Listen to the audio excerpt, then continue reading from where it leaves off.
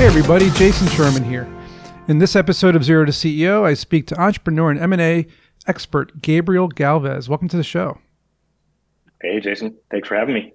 Yeah, man. And this is going to be a cool episode because we're going to talk about how to remove yourself from the operations of your business. Because as we know, a lot of people, like you mentioned earlier before we started, people build businesses around themselves and they become essential to the business and they can't scale that.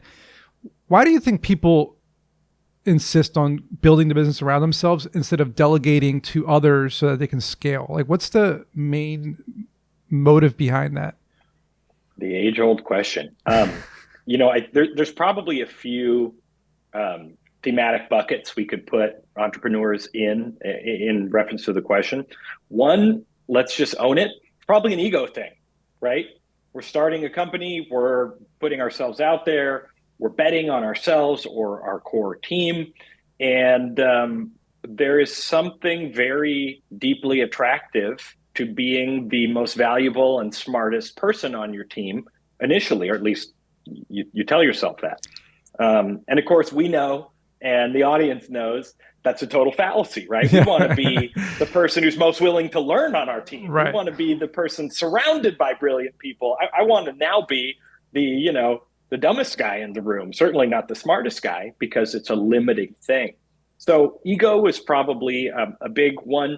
Another is probably just embracing the practicality of that reality in the moment. I don't have a lot of folks. I have the most incentive to perform. The stakes are higher for me, so I'm going to care more than everybody else.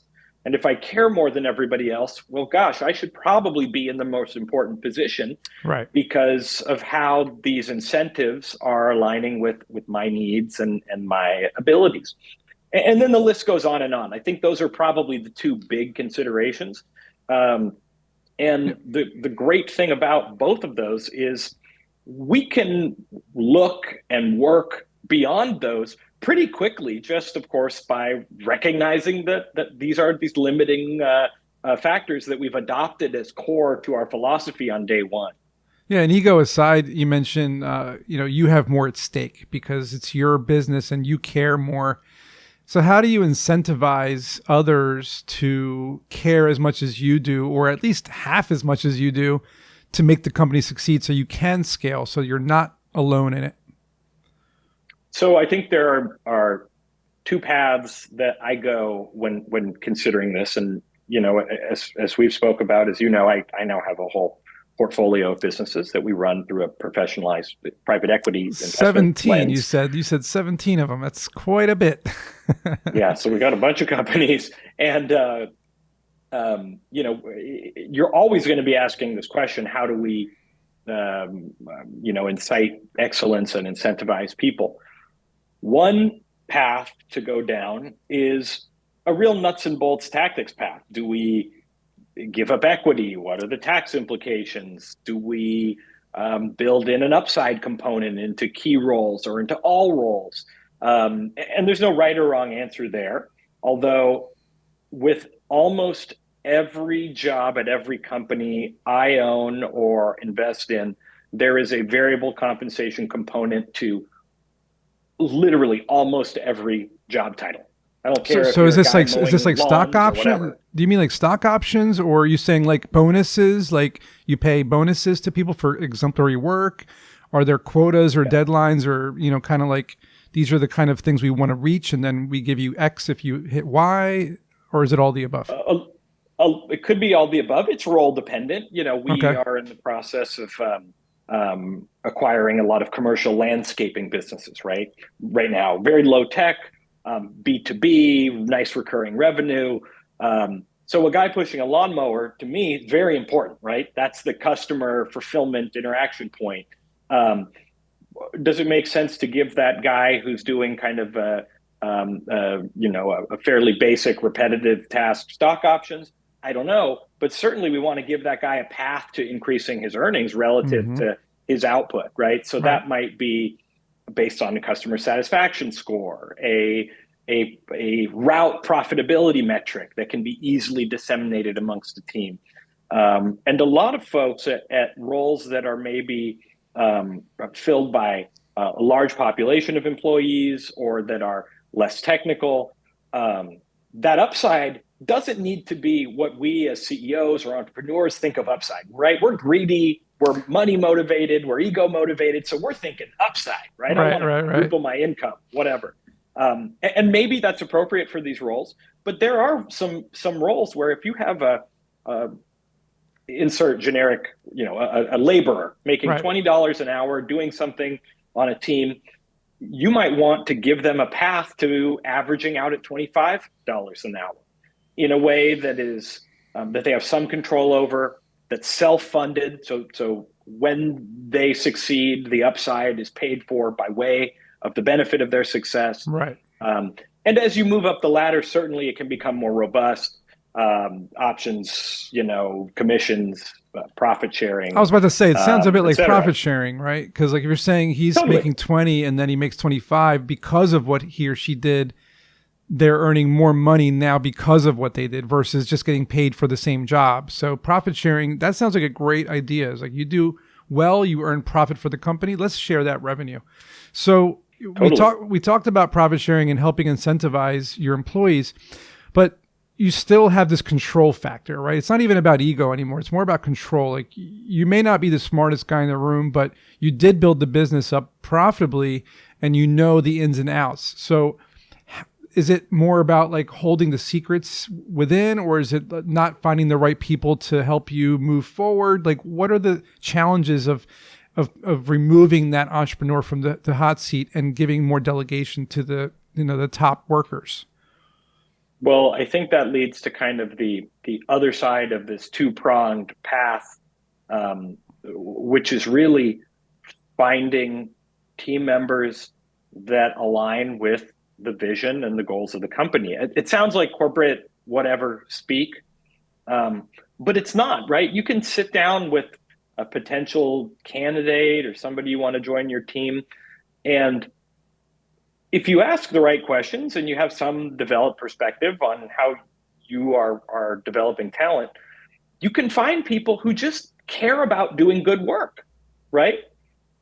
Certainly there's going to be some influence on who they're doing the good work for and the framework in which they're doing that good work. All that matters. But there are totally people, and this is not a dig at anybody, who just want to get paid and do their job, right? That's fine.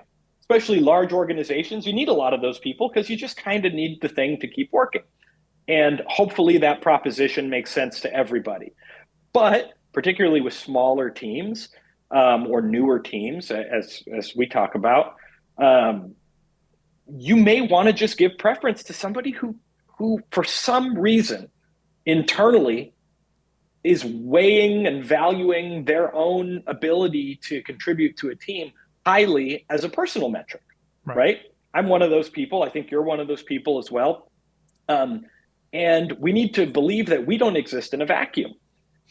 Recently, as a funny aside, we were conducting some interviews for a biz dev candidate at one of our companies. And I asked him something along those lines. Are you interested in just your own success, right? Do you need a job? If you do, just tell me. It's okay. It's not going to disqualify you, but talk to me. Are you what's the thing driving you?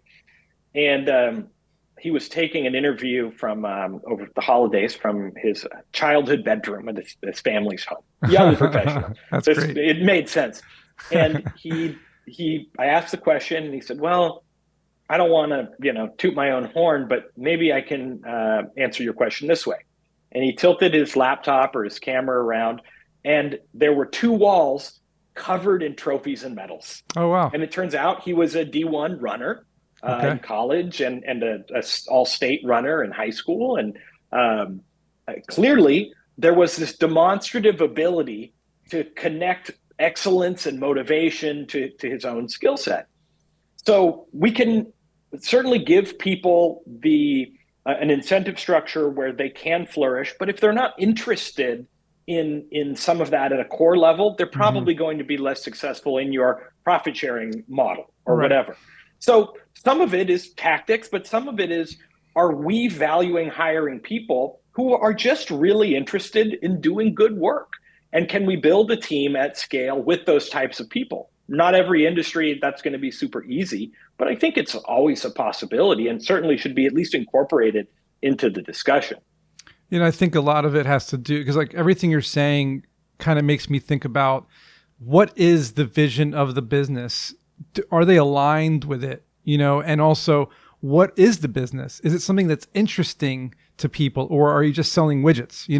Like what exactly is it? And I guess, like you mentioned, either people looking for a paycheck or they're super interested in what you're doing. And that's kind of the challenge, I think, right? So how, like, let's say your business is not super interesting, but you said, people need to do what needs to make the world work.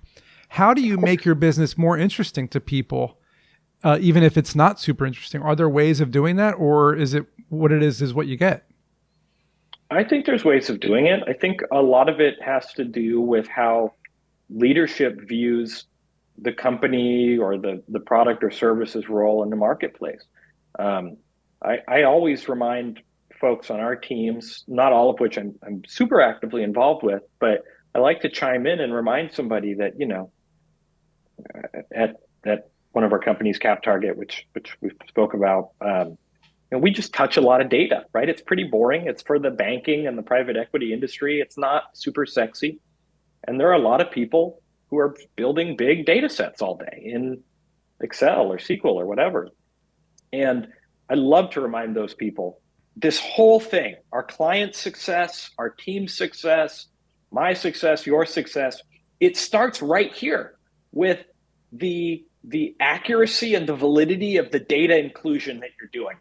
And all the cool stuff we talk about doesn't even have a possibility of happening unless you do a good job here. Yeah. And that's not to inappropriately load them with responsibility. Quite the opposite. It's to validate everything we do here in the process is important, and everything can be exciting, because if it's important, then we probably should care about it. And if we should care about it, we should probably get excited about it, because there are opportunities to learn and improve and maybe have a little fun. Most of the stuff we all do is not particularly sexy or but exciting. the overall scope is, it's kind of like the airplane flying off into the sunset, but the guy on the ground on the tarmac putting the gas in, without him, you don't have anybody, so you won't take off. So it makes a lot of sense, and you have to look at it from the grand scheme of things. Speaking of which, I was just going to finish that thought. It's the NASA janitor, right? Someone's got to clean the floors, because if the astronaut slips and falls, well, you might break it. That janitor should be able to say, I help put people in space. Exactly. Because he did, or she did, So, but speaking of the plethora of businesses you've started over the years, and you're running so many of them, you started out as an entrepreneur just like everybody else. And what were the main three things that drove you to continue to grow and learn and scale and build more businesses? Like, what was taking you through it? Like, what would you tell somebody, if they were watching or listening, that they should do? Well, I think all of our activity, our professional and personal activity, should be driven by, good planning and good goal setting, right? It's not a sexy answer, but when I started my first company, I think it's an effective answer. Certainly. Yeah.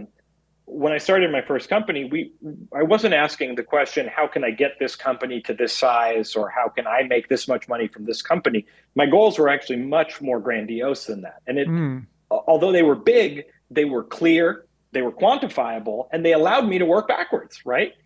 And all kinds of ways to set fun goals, whatever. But I think starting there allows you to then ask the question, well, what do we need to do to get there? Working the other way, from start to finish, you can get lost along the way.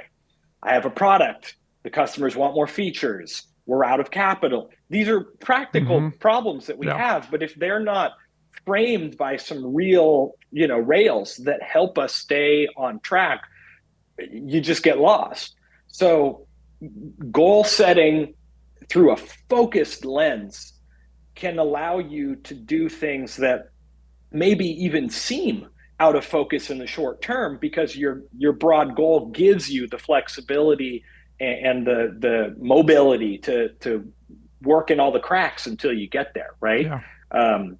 I don't really think there's a tremendous amount of value in just doing things because we can. Yeah. I publicly talk a lot about that. I agree. And I think a lot of early entrepreneurs, they start with, could we build this thing?